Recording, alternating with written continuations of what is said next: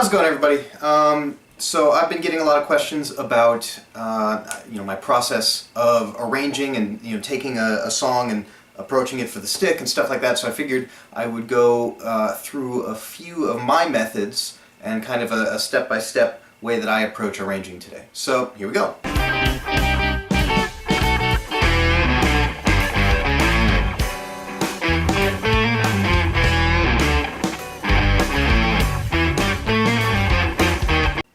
So just a quick forward on this video. This is a culmination of a lot of topics that I've been talking about over the last year and a half. So if there's anything in here that's confusing you, specifically ideas like scales, chords, walking bass, grooves, all that sort of stuff, take a moment and review that stuff in my other videos before proceeding through this one. So what is arranging? Well, at its core, arranging is basically preparing a song for a specific instrument or a specific ensemble.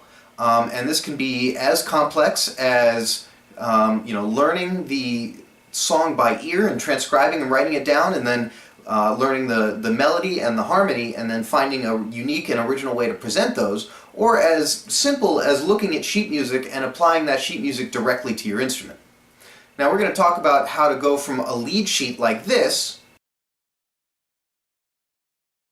to something a little bit more complex and complete like this.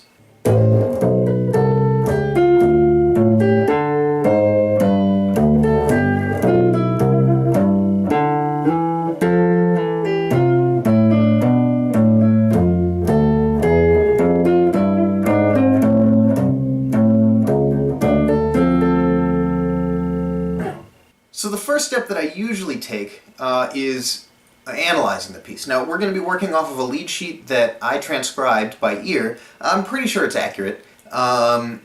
Please, if you know the song better than I do, feel free to make comments in the comment section below. But like I said, I'm pretty sure it's accurate. So working off of this, like I said, the first thing that we're going to do is analyze the piece. And so we're going to be working.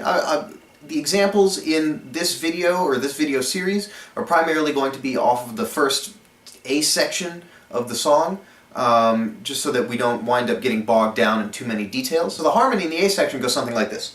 A minor 7 to D7, D minor 7 to G7 to C major 7. From there we've got F major 7 to B half diminished 7 to E7 altered to A minor 7, and in the same bar A7, which leads us into the B section that starts on a D minor 7.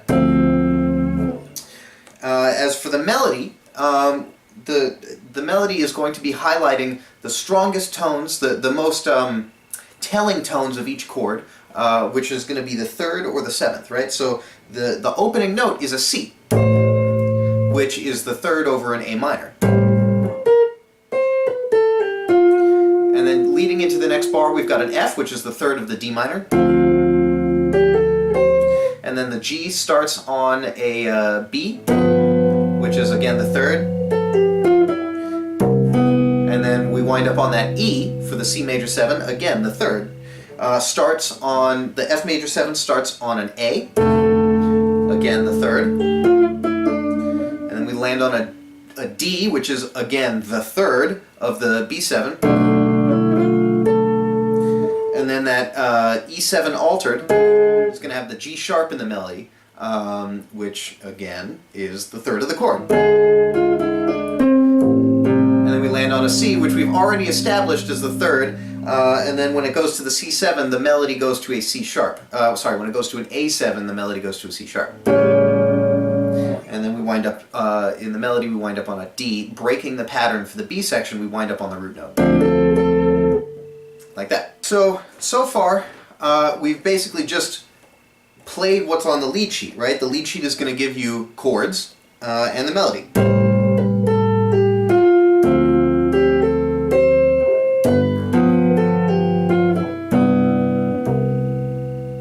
Now, how do we take that a step farther? Knowing these things, these kind of act like the skeleton of what we need to really bring an arrangement to life. So what's the next step?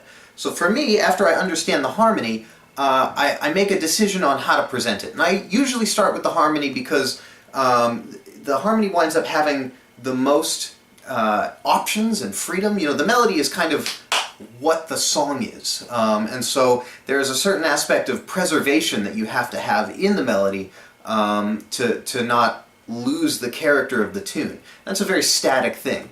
And so I want to get my left hand or my harmony set and the ideas set so that when I place the right hand, I'm not, you know, I'm able to avoid hand clashes, or I'm able to avoid, you know, accidentally running into myself or running into voice leading problems or something like that. You can do it the other way. This is just the way that I do it. So let's take a look at some left hand options in ways to present the harmony, right? We can do it in whole notes, just whole note chords right at the beginning. That is a viable option.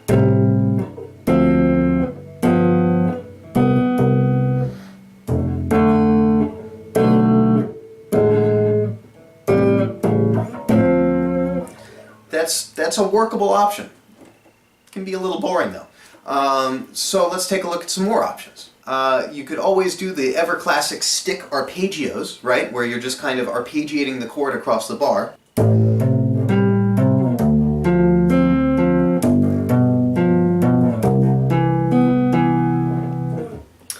Or you could do something like a simple groove to kind of give it some motion.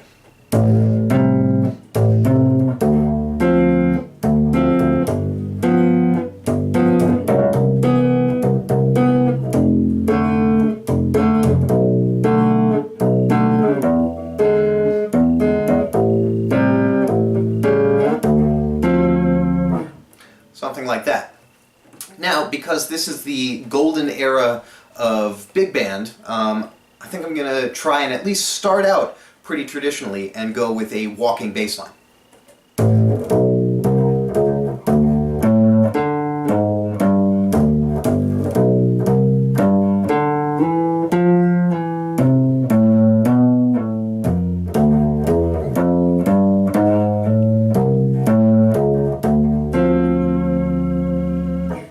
Now we're going to walk away from the left hand once we've established the main one that we're going to use.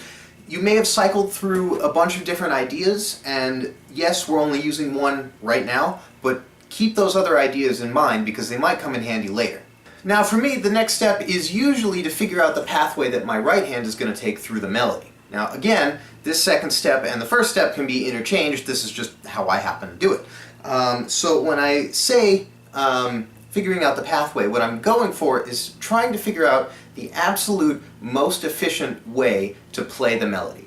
And I want efficiency because the less that I have to move and think about one hand, or really both hands, the more I can add on those small details that take it from playing notes to playing music, right?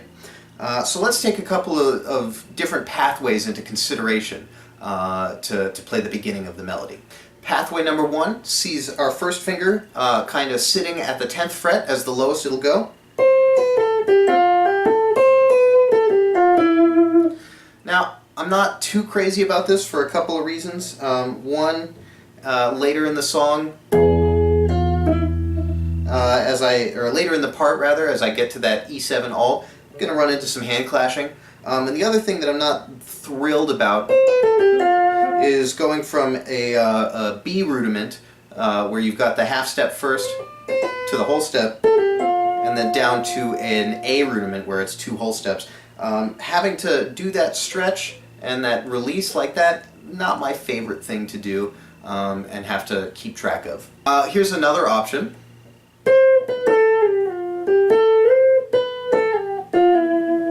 That's doing it all on one string. This is a wildly inefficient option. It might be good for something like phrasing your melody in octaves.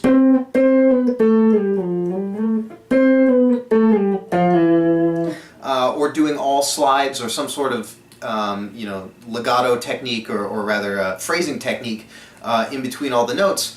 But it's just all of that sliding is going to make playing that melody accurately a lot harder. So if you're going to make that choice, make it with good reason. Alright, the third option sees our first finger on the 9th fret if you're in classic tuning, matched reciprocal tuning, and the 7th fret if you're in classical tuning, and it's going to sound like this. Now we're starting to really get somewhere. This is nice. I could also jump it up a quadrant to kind of keep things out of the way of my left hand. Kind of really like this because this is really efficient. My first finger doesn't move. I'm not moving hand positions at all. I'm able to stay in one 4-fret section. That feels pretty good. However, that's not, in my opinion, the most efficient pathway. The final pathway is going to have, and the one that I ultimately went with, is going to have our first finger on the 12th fret.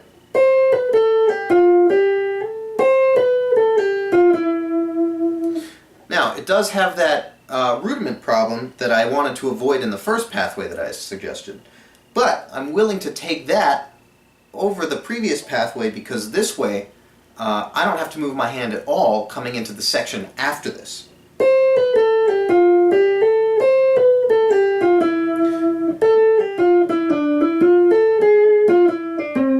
Whereas if I were up here doing that same one,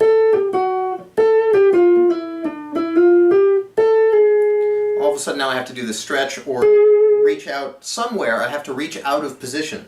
Whereas if I'm here, even though it's a 5-fret spread total, where I have to keep in mind shrinking my hand back down to a 4-fret spread when I do a string change, hitting that G sharp stays completely within position. I don't have to move my hand for that, which is helpful because the walking bass line that I've chosen involves a string switch that involves me sliding back a quadrant.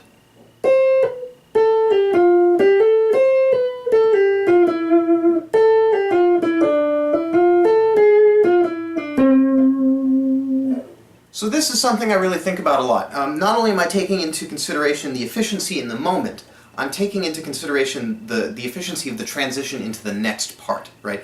I want the whole piece to flow smoothly in my hands and feel comfortable. And so sometimes I will choose something that is slightly less efficient that I'm playing in that moment because the transition is more efficient than it would be otherwise into the next part. And I do this for both hands, and I want to make sure that, like I said, that everything flows.